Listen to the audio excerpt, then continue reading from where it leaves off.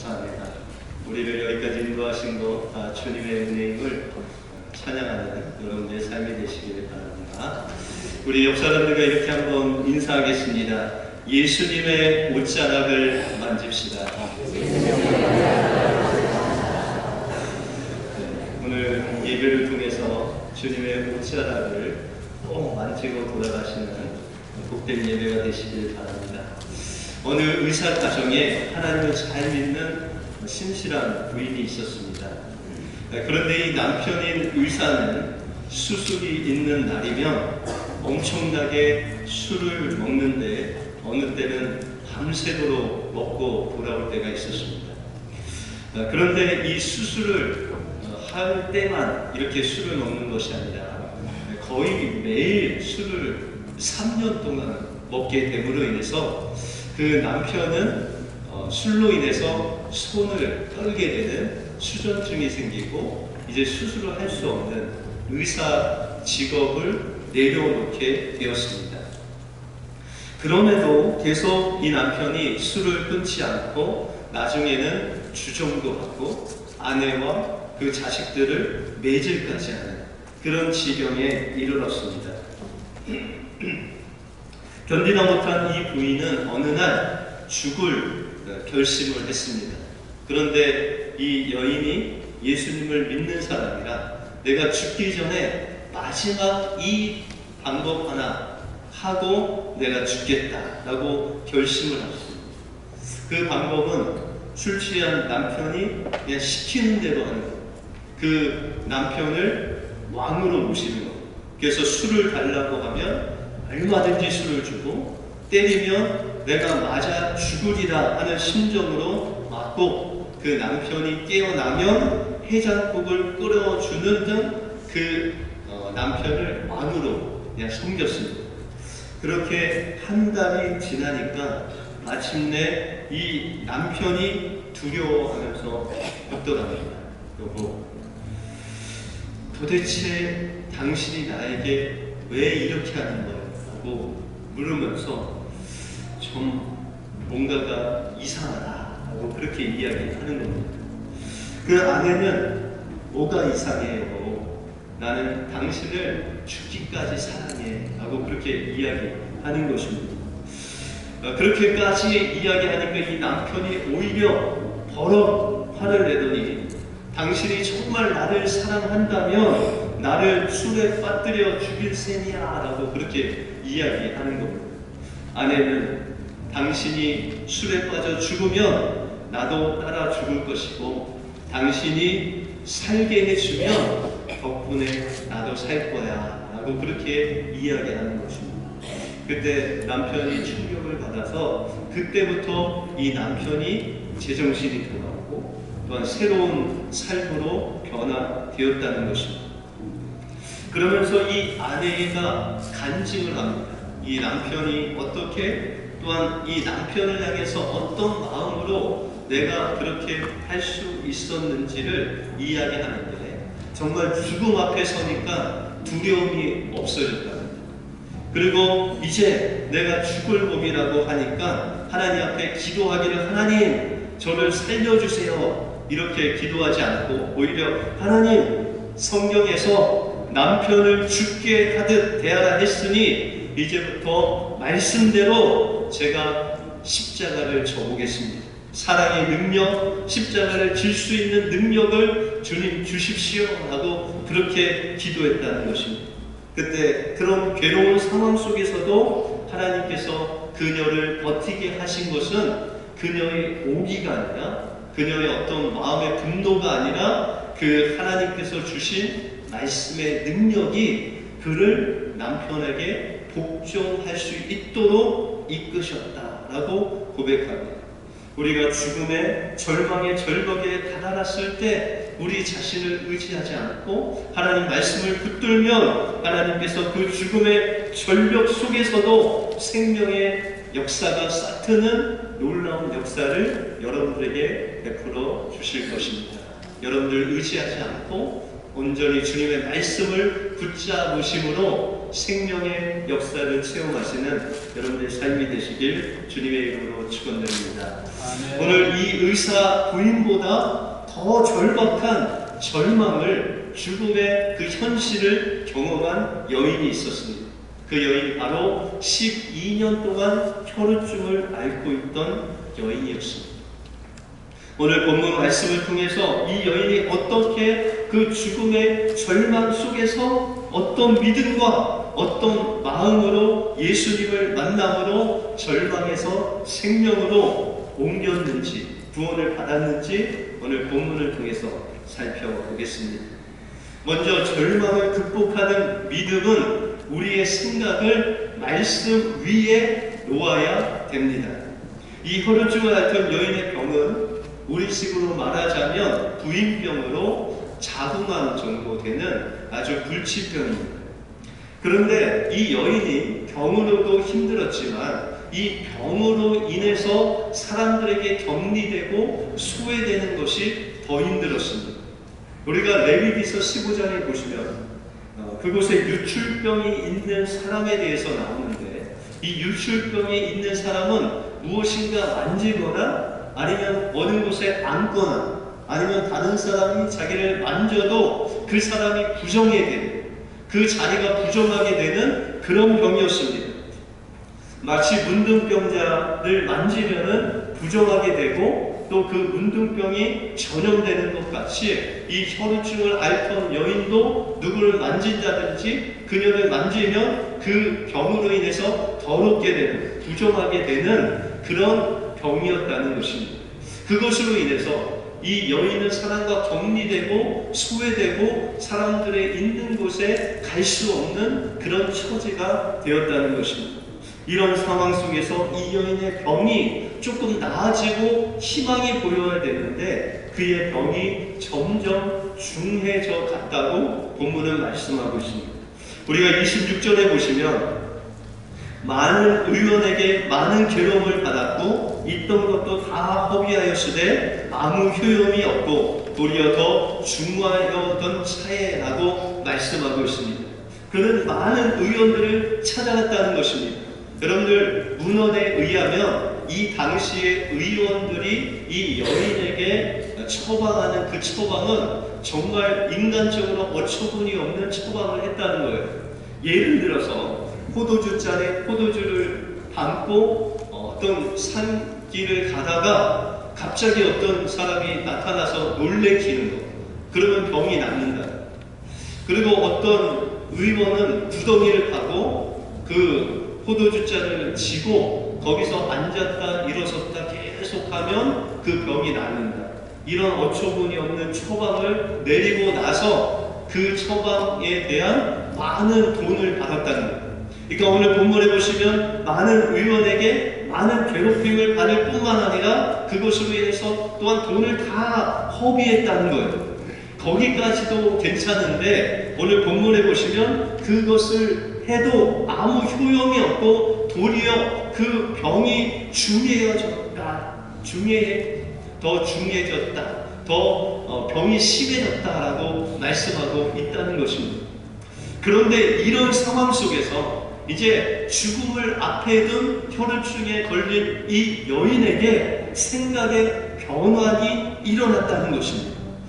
다시 말해서 오늘 혈우병은 어떤 병이라고 했냐면 무엇인가 만지거나 다른 사람을 만지면 그 더러운 것, 부정한 것이 다른 사람에게 옮아가는 병이라고 말씀드렸습니다. 그런데 이 여인의 생각은 이제 자신이 다른 사람을 만지면 부정해지는 것이 아니라 자신이 만지면, 무엇을 만지면 그 능력으로 자신의 병의 치료함을 받을 수 있다는 이 엄청난 생각을 가지게 되었다는 것입니다.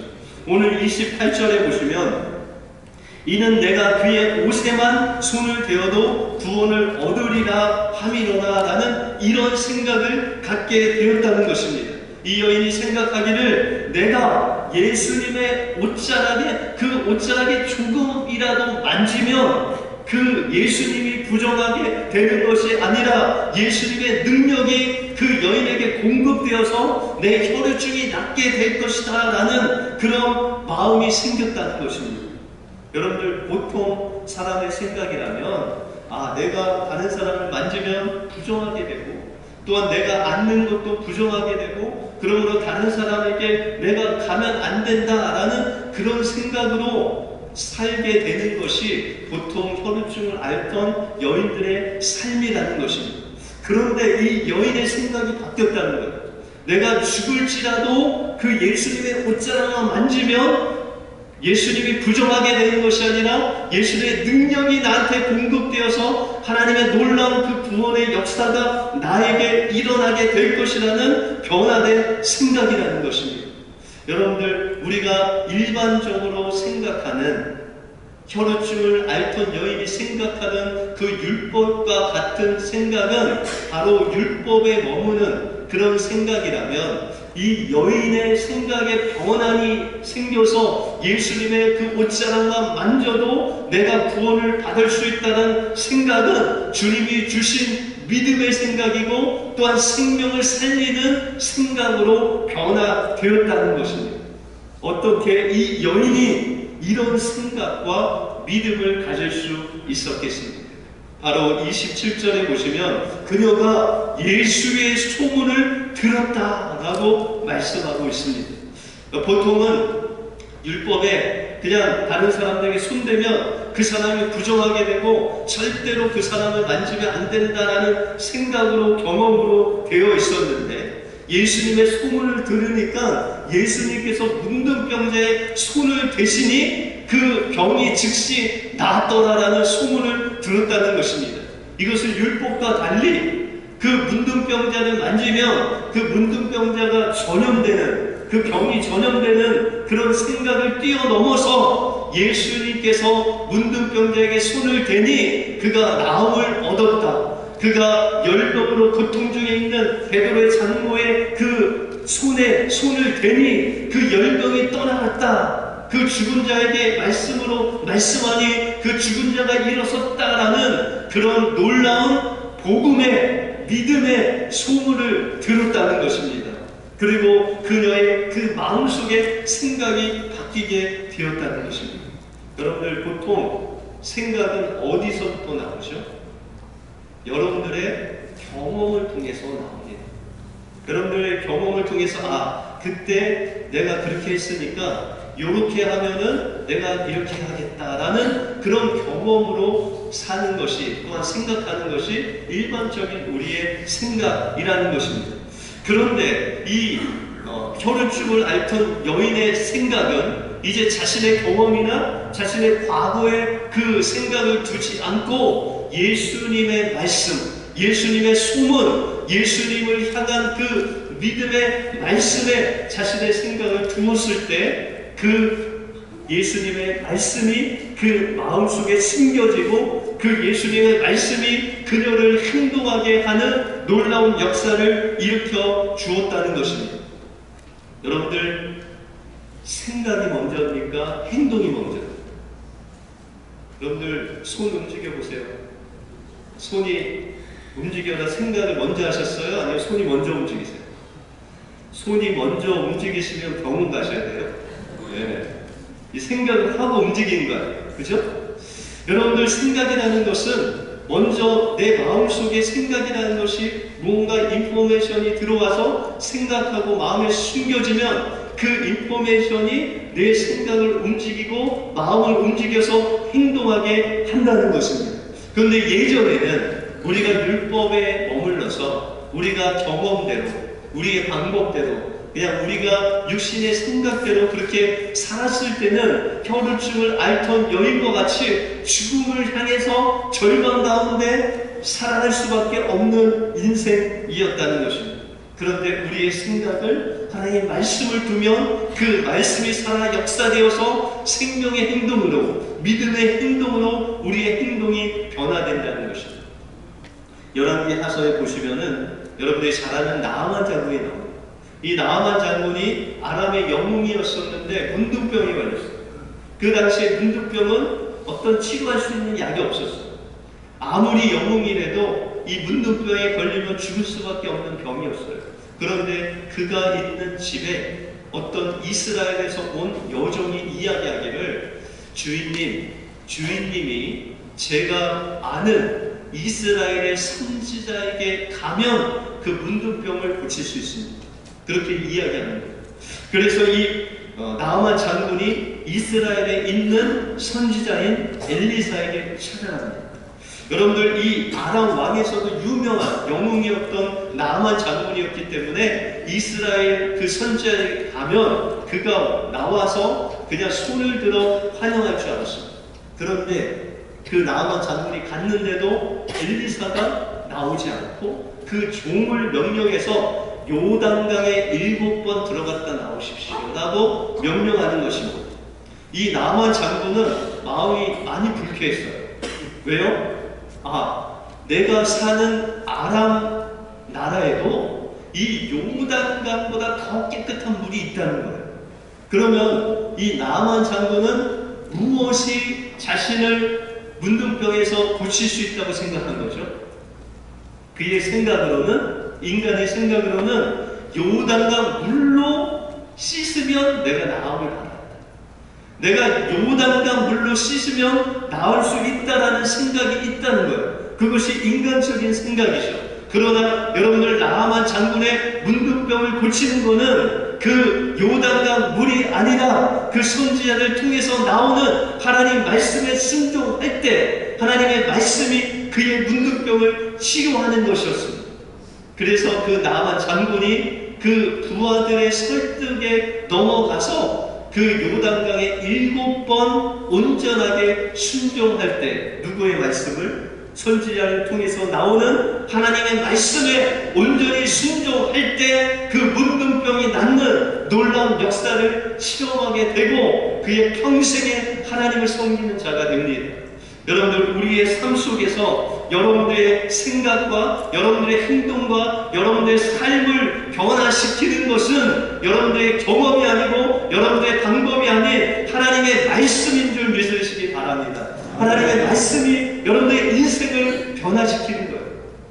여러분들, 우리는 포르투갈 같은 여인과 같은 그런 인생입니다. 그래서 여러분들이 가는 곳마다 부정해지고 좀 안 되는 일들이 있을 수 있어요. 여러분들, 아내를 처음 만날 때 어떤 모습이었어요? 아내가 전혀 기억이 안 나세요? 천사 같은 모습이었잖아요. 근데 10년이 지나니까 어떻게 됐어요?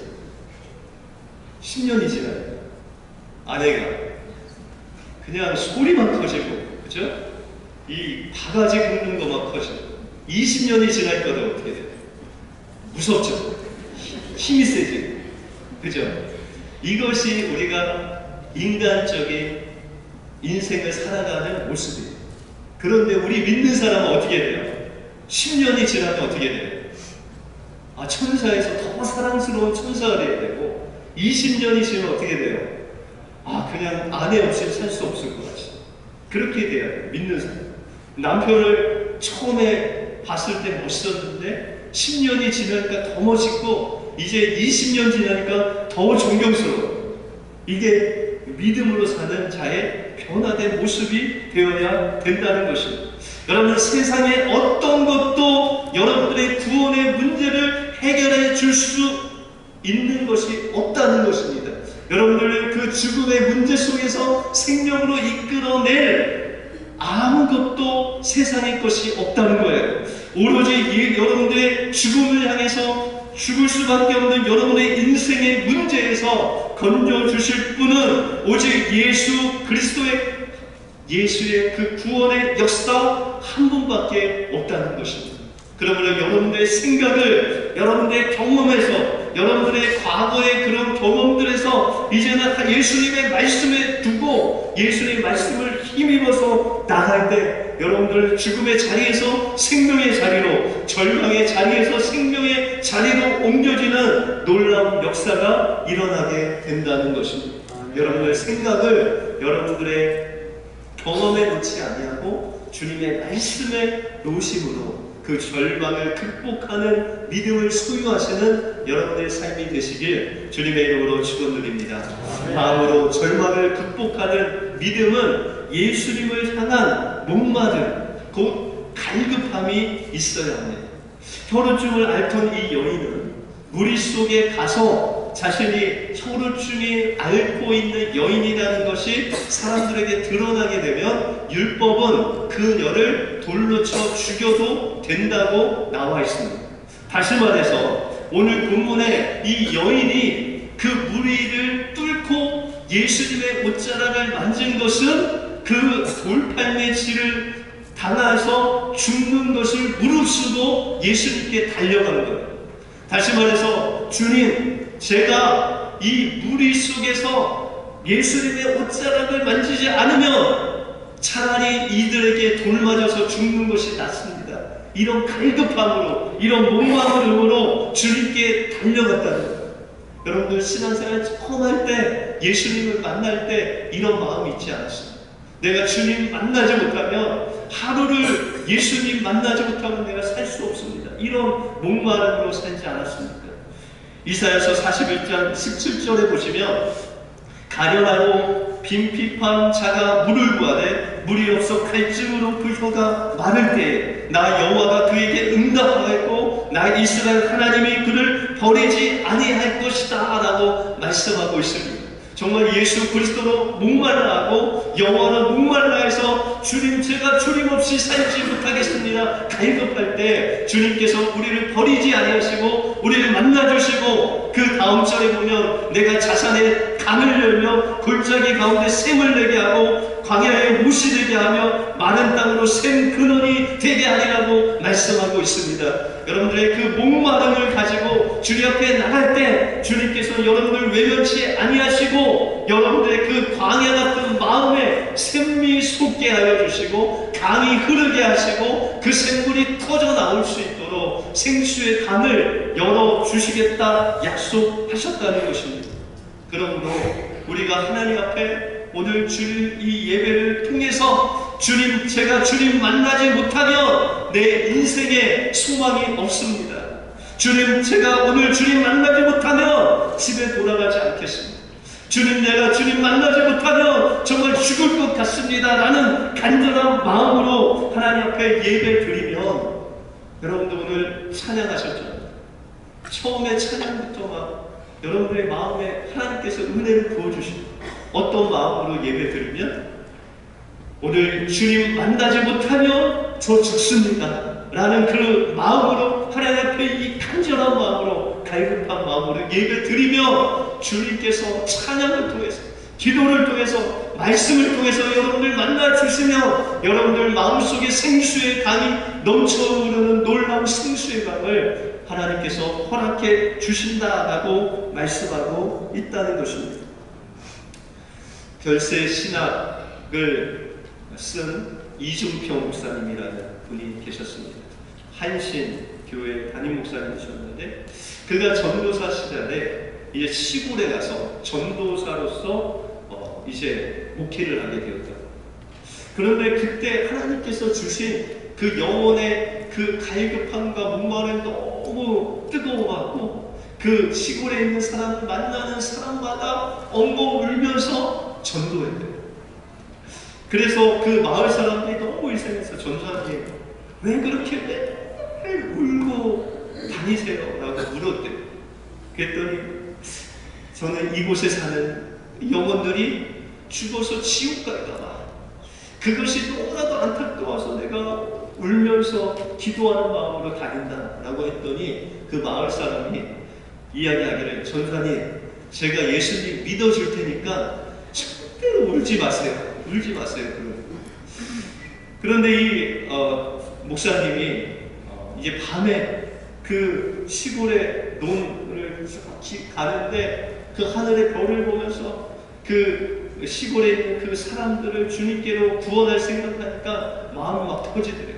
그래서 주님 앞에 기도하기를, 주님 제가 이 시골 사람들 다 전도하면 저희가 죽어도 좋습니다. 이 시골에 있는 마을 사람들 다 주님께로 인도하게 하소서 라는 간절한 마음으로 그 논에 무릎을 꿇고 기도를 해요.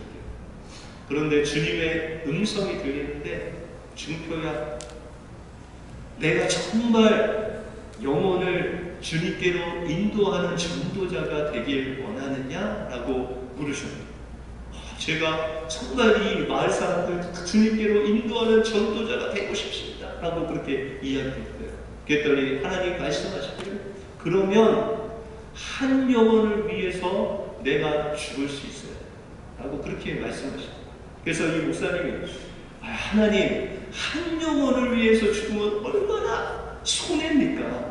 이 마을 전체 좀 많은 사람들을 주님께로 인도하는 게 제 사명 아닙니까? 그랬더니 주님이 말씀하시기를, 나도 이 땅에 올 때 99마리의 양을 위해서 오지 않고 잃어버린 양 한 마리를 위해서 내가 왔다. 내가 십자가에서 죽을 때 그 수많은 사람들을 위해서 죽은 것이 아니라 잃어버린 그 한 영혼을 위해서 내가 죽었다라고 말씀하시더래요.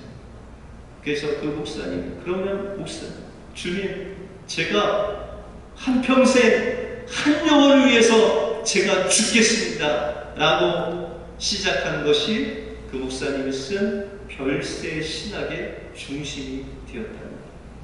여러분들, 목사는요, 한 영혼을 위해서 그의 인생을 드릴 수 있는 그런 사람이 바로 목사가 되어야 됩니다.